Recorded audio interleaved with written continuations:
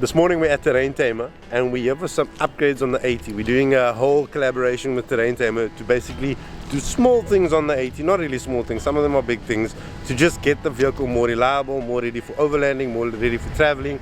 And TERRAIN Tamer is the choice. It's always been the choice because they build superior products for Land Cruisers and most other 4x4s that are engineered in such a way that it is stronger than the OEM things that you buy. That's why a lot of the guys and most of the guys that overland and travel choose to use parts like, for example, a wheel bearing.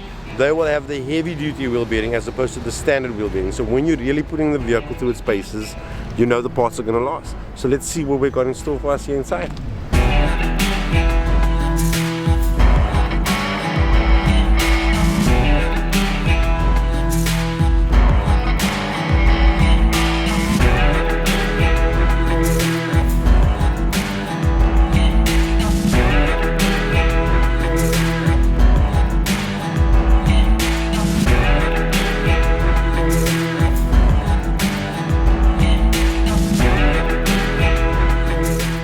Hey guys, so I'm here with Marinus from TERRAIN Tamer in Cape Town, and we've recently struck a deal with them where they've supplied us with some parts for the 80 series that we're going to be putting in stages and we're going to be showing you.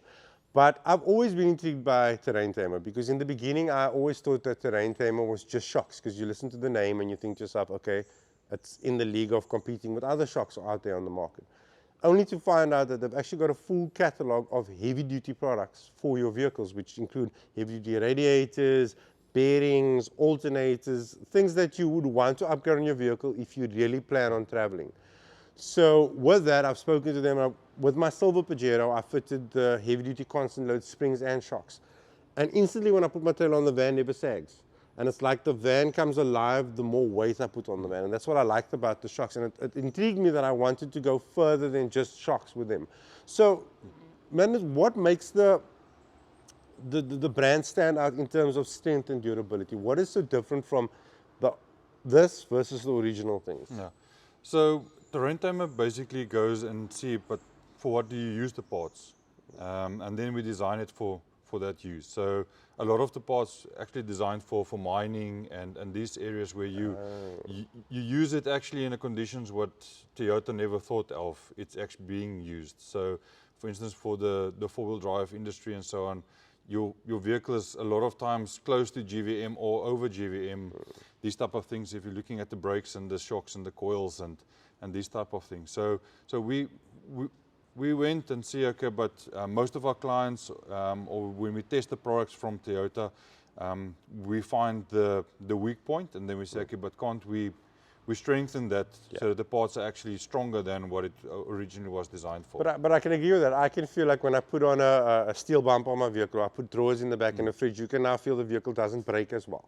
You know, because the brakes are not made for that extra GVM weight. So now I look at, with them for example, like we've got drilled and vented, slotted and vented and drilled brake discs from them with the matching pad. So now my 80 series will stop better, because I could feel when I tow also that this vehicle wasn't designed for this amount of weight, but now you get upgraded parts. And also, are the Toyota approved, the parts? Yeah, so we actually have quite a couple of the Toyota local dealers that's actually buying from us. Okay, so that's good to know. So yeah, so if you've got a new vehicle, it's not like you're going and you're tampering with the vehicle. You're actually doing it to the benefit of the manufacturer. Yeah. So we have actually supplied some of the guys around us here. And how did the whole TERRAIN Tamer thing start? So TERRAIN Tamer started in 1969 in Australia, when two guys decided, but they want to do their own thing in Bedford trucks. So Bedford trucks were quite big at that stage. So they just decided to do that, and they supplied parts for the Bedford trucks at that stage that did most of the outback touring. And the outback is rough. Yeah. It's proper, So the guys used it there, and then at the end, those guys came back and said, but they're seeing, but the parts are breaking this and this, and these parts are wearing out and so on. Can't they supply stronger parts? So then they decided, okay, but it might be a good idea to go to the original manufacturers and ask them to redesign some of the parts that they can do. And when the Bedford truck started to phase out, then they said, but the next thing is the four-wheel drive industry. So they applied that, what they did for the Bedford trucks, they applied in the four-wheel industry. Because I mean, I'm looking here, you've got leaf springs, you've got everything. You guys won't believe how much stuff is in the car. And it's not just Toyota, it's for Nissan. No, it's Nissan, Mitsubishi, Suzuki, all your Japanese manufactured vehicles basically. Okay, so it's more the Japanese yeah. manufactured vehicles. So we won't do parts like on your Wagen or your Jeeps and so on, but it's all your Japanese manufactured vehicles. Okay, and the thing is, it's, you know, like I always speak to guys about cost and what this comes at a premium cost, which is perfectly acceptable because you know that you're getting a premium product. You know, you're not buying something that's overinflated just because of the name and it's going to give you the same service as buying a cheap alternative. You can actually feel, and if you want to pop into the store and have a look at the parts, you can feel the quality and the weight behind the parts versus the standard parts. You see the bearings and all that. It's over-engineered, you know, so that you get to the point where it's not just made to carry your vehicle for the next 2 years or 5 years, it's going to carry your vehicle for 10 years because everything's been over-engineered. So at the end of the day, as overlanders also, and I've said this in countless videos, we travel to remote locations. We go into the middle of nowhere. We've got no cell phone reception. We've got our kids with us and our families. We need to make sure that our vehicles are so well equipped that whatever we throw at them and whatever terrain and obstacle, we're going to be able to come back home safely. So putting this money and this effort and time into your vehicle is worth it in the long run if you plan on really taking your traveling seriously. And guys don't always understand that. They look at a part and they say, oh, you know, but I could buy a cheaper part at my whatever shop down the road. I'm not going to say names. But they don't look at the durability of it. If you're driving your vehicle only on the road, fine. Stay with your OEM parts from Toyota or wherever. But if you feel that you really want to tour, and not hectic touring, even if you want a 4x4, your standard vehicle wasn't really made for that. So that is why I'm a firm believer in looking at better options to upgrade your vehicle. Because at the end of the day, it's for your safety. It's for everything on the vehicle. No, and you want to get back home safely. Exactly. That's always my thing. You know, you're in the middle of nowhere and there's nothing worse than, I've seen guys bearings breaks and CVs break and they're stuck in the middle of nowhere and the van has to sleep overnight in the mountains. You know, what if you've got your kids with you? Whereas if you're buying a quality assured product, you know that it's going to limp home, but it's going to get you home. And that's always been my thing. I'd rather limp a vehicle home than not get home at all. So anyway, I'm not going to keep you up. I know you've got a busy day. There's someone waiting from Zambia here for you. No, so don't worry. and thank you for everything. And thank you for the effort and for pushing. And I'm going to send you everything that we do. Yeah, no, thank you. No. Cheers, man. So I've got my lovely assistant here, Yasin.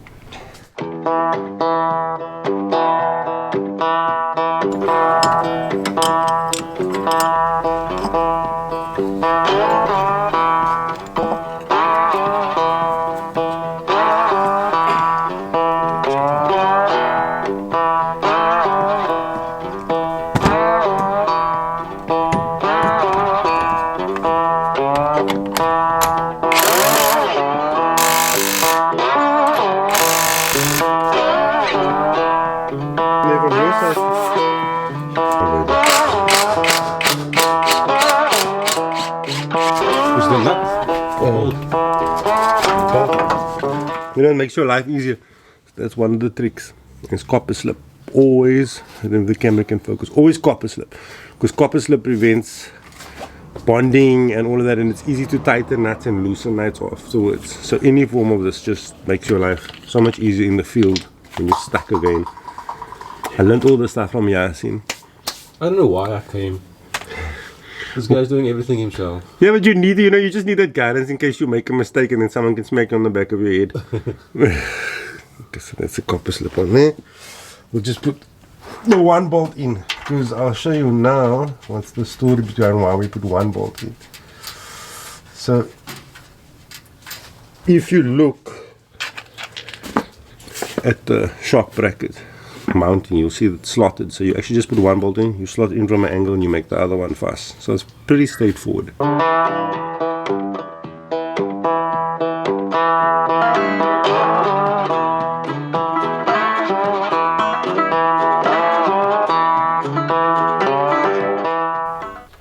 So what we got here is we've got the Terrain Tamer hose kit. Because if you look in the pipes, you see the rust. Because this is for years with my neighbor's kids. This is years. This vehicle's 30 years old. So now we're going to flush the system, change the pipes. And all the water pipes in the vehicle we are actually going to change. It's a bit of a mission because some of them sit in like really shitty positions. If you look there at the bottom, they're not that easy to get to. But we're going to get to them. So what's good practice is when you change these pipes, right, to the heavy duty ones, is to keep these pipes once they're in your van, Because if you ever have a water pipe leak, these pipes are still good enough to get you back up. You know, they're old and they're corroded, but if you clean them out inside, they're still good enough for a backup plan B. So we will be keeping this one side. So now what we do is we open the kit and we find the matching pipe to this, because these pipes are already bent in the right shape, so it looks like it's this one versus all the others. It's definitely this one. So now I'm just going to tighten up all the old clamps so that I don't lose them, that they kind of remain with the hoses for when I need them as backup pipes. So this will get thrown in the back of the 80 somewhere.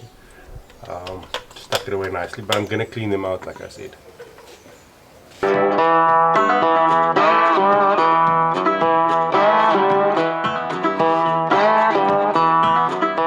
So I'm adding 1 liter for every 3 liters of water.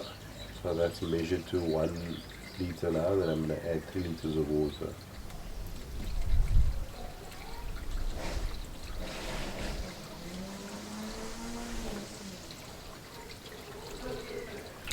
So one of the things to use is always a good antifreeze, because it helps prevent rust in your pipes. It also helps keep the vehicle cool in summer and warmer in winter. So it's something that don't do services without, and water services, or change anything on your vehicle water related without topping up your antifreeze.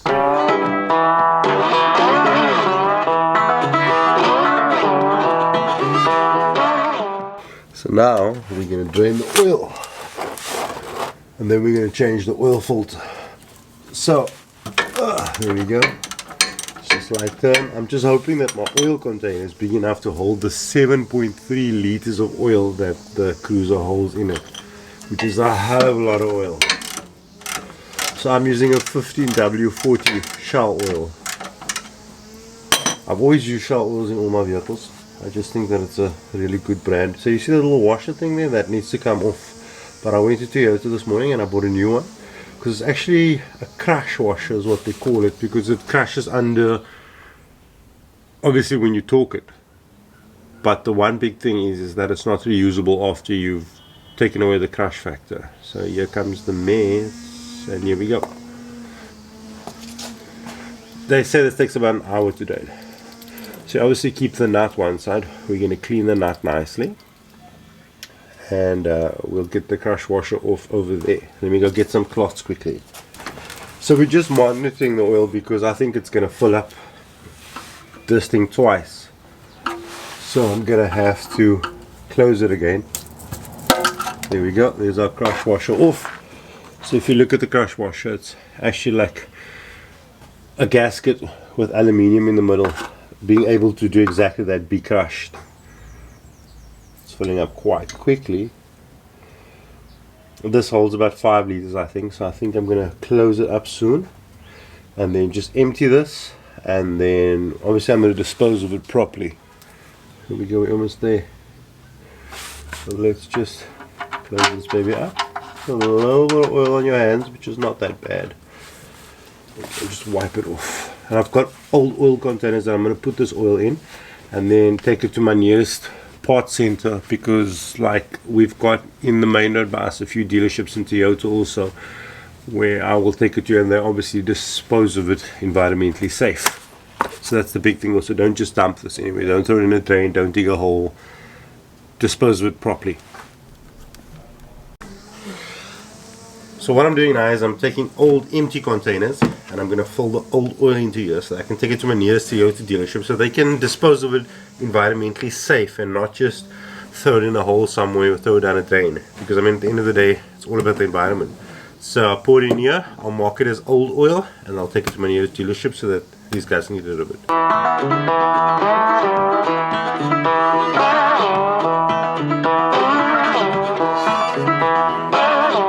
So one of the tricks to fitting an oil filter is to take a little bit of oil in the cap, just a little bit. You don't need a lot. You basically need, oh, that's easy. Even that is too much. You take your finger and the rubber inside the oil filter, you just put some oil on to create that vacuum seal for when you put it on. You must do this before you fit your new oil filter. Just a little smidgen of it, not a lot, that's enough. Just pour the old oil back and then we fit. And then we're going to start filling oil. Okay, so we popped away from the video. We popped away from what we were doing because what we discovered was that the springs from the previous owner may have been Terrain Tamer, but they weren't the right weight handling springs. So the van is sagging at the back and it's bouncing over. So we're coming to swap these springs out and we're going to get the heavy duty constant load springs because we've got the shocks and it's going to match the shocks, so we're going to get a better ride. So right now the van is hanging at a slight angle, which is not right. So we're going to go inside, get the springs and then go back to the video. Oorgegaan, daarin gegaan, tot by Middelpos gery, teruggekom af, by die padstal gestop, uitgery en dit was 600 kg.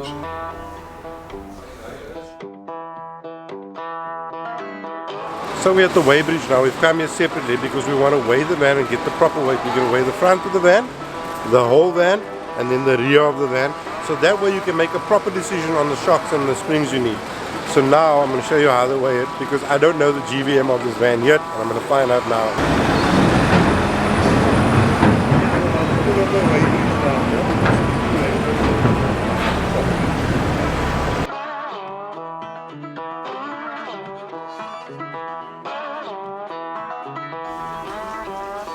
Cool. Short completely. So as we explained in the video outside, we're back now to get springs because the van was sagging at the back, and we've got this progressive springs. These springs are rated at 300 to 500 kilograms. Yes. At the back, extra on top of the weight? Or? So that's extra on top of empty vehicle. So if you're carrying extra load constantly, we speak about constant load. Yeah. We're adding basically to say if you're carrying 300 to 500 kilogram constant load. Always in the van, which is like your drawers, your fridge. Your drawers and your roof rack. So now we're going to put this in the 80, and we've also got a problem with the rear pinion, seal. Yes. seal that we're going to replace. We actually found it leaking here outside. But we're going to put this in to bring the van back up and to not get that bouncing at the back, because now this is going to complement the shocks because it is the right springs to go with that type of shocks. So you're going to see in the video what we're going to do now. So my rear pinion seal is leaking. We're going to replace it. It's very simple. I hope I've never done it before. I'm going to learn how to do it. You can't see my face because I'm laying at the wrong angle.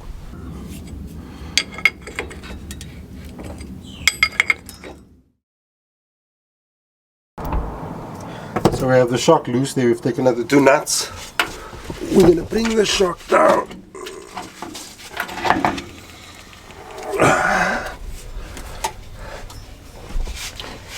So it is still coming down. Now we're going to jack up the van and replace that spring. Here we go. So as you can hear, I'm out of breath. I got the van jacked in the air. I'm about to put a stand under. I'm trying to get that spring out. And here we got this beautiful Dirty Life wheel.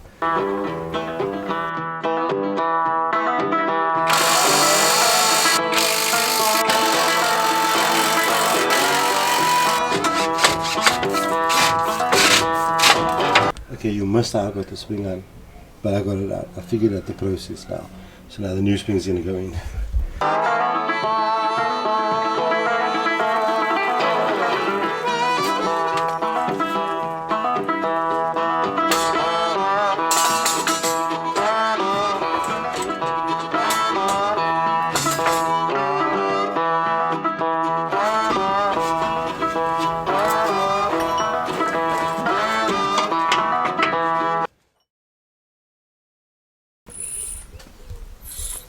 Mensen zeg je het klaar.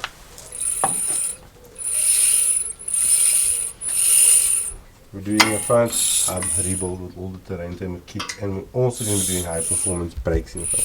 This is Yasin. His first time working morning on a Toyota Cruiser. I think it's kind of shaking here with draw and driving the Cruiser. So we're changing everything here, right at the back there. You can see we got some leaking.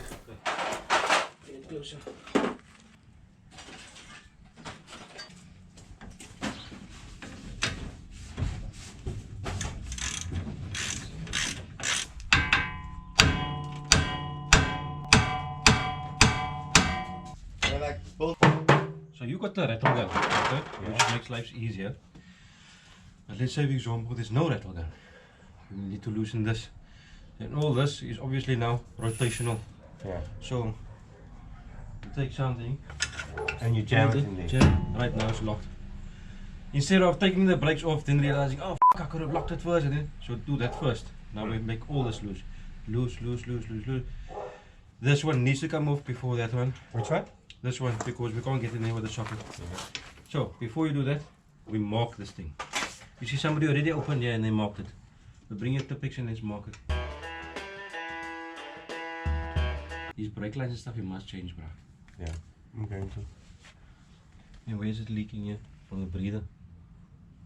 It's pushing and you must check this breathers also. No? What breather? The diff breather. Tough breather, yeah. Because when it switches like this, Because they got a non-return valve on it, they got an oil filter on it, a petrol filter. just check, because if the breather's blocked, Mm. it will push out like that also. Okay. Because that So was the one oil of that the was in here was a sludge when it came out because it had lithium grease mixed with it because of this leaking through. yeah. Yeah. So that's why I knew when I did it the other day and I changed oil, the oil was like a grey sludge because the lithium grease from here leaks in there. Alright. And this goes in as is. But we can clean that, eh? You can clean it, but it looks nicely greased up still. It was well maintained. That goes there. Next, those ones.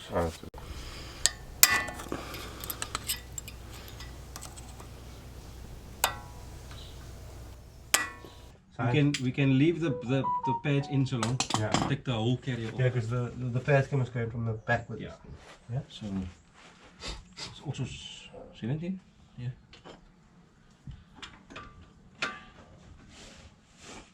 Let me explain to you how it works. So this is your wheel, your hub. Okay? This was your hub, and that is your drive shaft that you see. Yeah. So when you spin that, it locks this to your drive shaft. So that it automatically starts. So then your So wheel. it's just locked on these teeth. That's why you see on four-wheel drive action, bust it up and then they change it like a because that's connecting your wheel to your four-wheel Just drive. that small Just thing. that.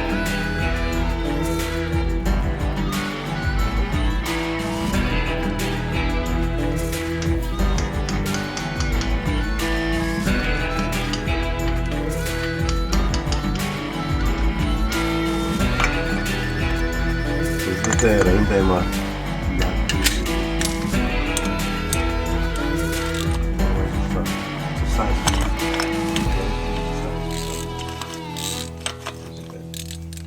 This tool will live in my vehicle now.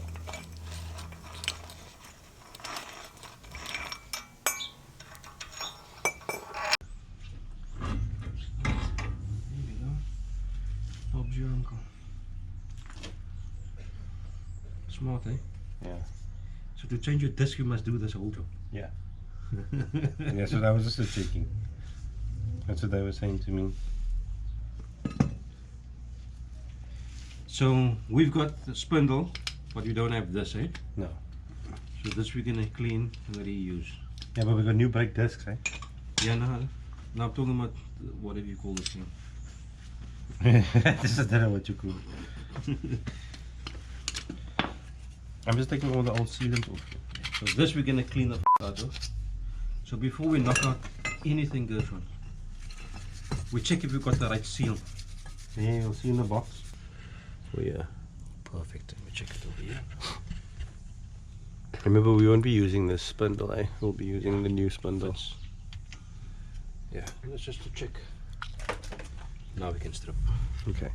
So now, I'm busy cleaning you. You don't even care.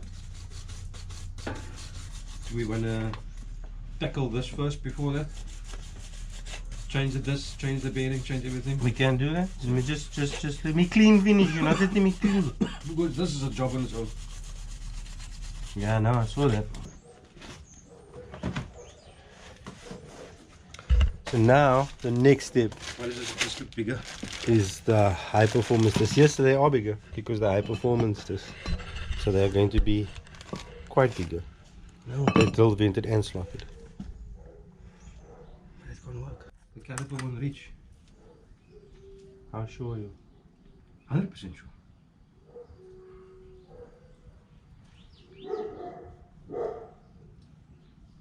How big? How much bigger is it? It's most big. You see, because the caliper fits over here. Fits over here, snug over here. And it must bolt in there. So with the result with a big one, when you put the caliper on. Jamie? Hello. Has it? Just check your WhatsApp quickly, man. I sent you a picture of the I brake. just checked it. Yeah. Just checked it. Okay, okay. No problem. So, let me look here. Okay. I see. Which year model is your vehicle? 93. 93. Can't be, then it must be manufactured in 92 because Yeah. the 93 models have the bigger discs. Yeah. And 92s have the smaller ones. Yeah. So what now? So let me just check here. I'll just bring it up to him and we will most likely have to send you the correct ones. Okay, do you have the correct ones there? Yeah, we do. Let me just check here. Because we're busy with it now. I can shoot through and come fetch the right part. We do have the. Let me just confirm quickly.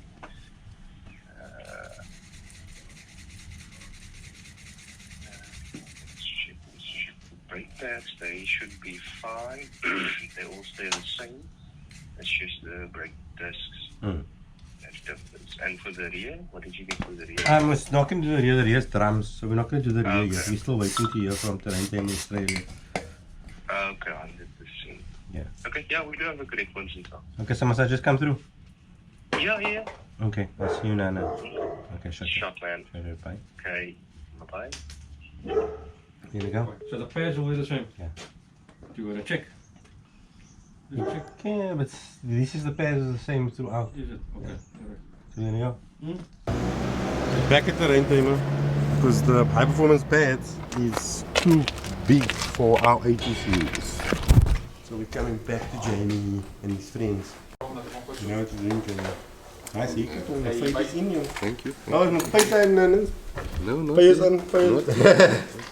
3 shifts a week before. You guys are gonna do some recon first.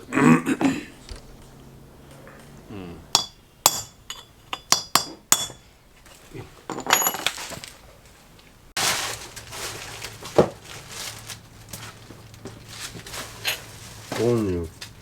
We're fixing cruiser. Yeah, why? Because we want to drive forward the cruiser. We want to drive a far cruiser. Show the camera here. Let Daddy show what we're doing. We're packing the bearing with lithium grease. Okay? Dad's fixing his cruiser quickly. And he broke his car and he's fixed the car. Yeah, break his car. Don't tell the people I broke my car. Because Dad was driving around. Crap. And Dad broke his wheel, now he's fixing the Didn't wheel. break it. That is maintaining. No, I'm Keep the camera still. And Daddy's fixing this car.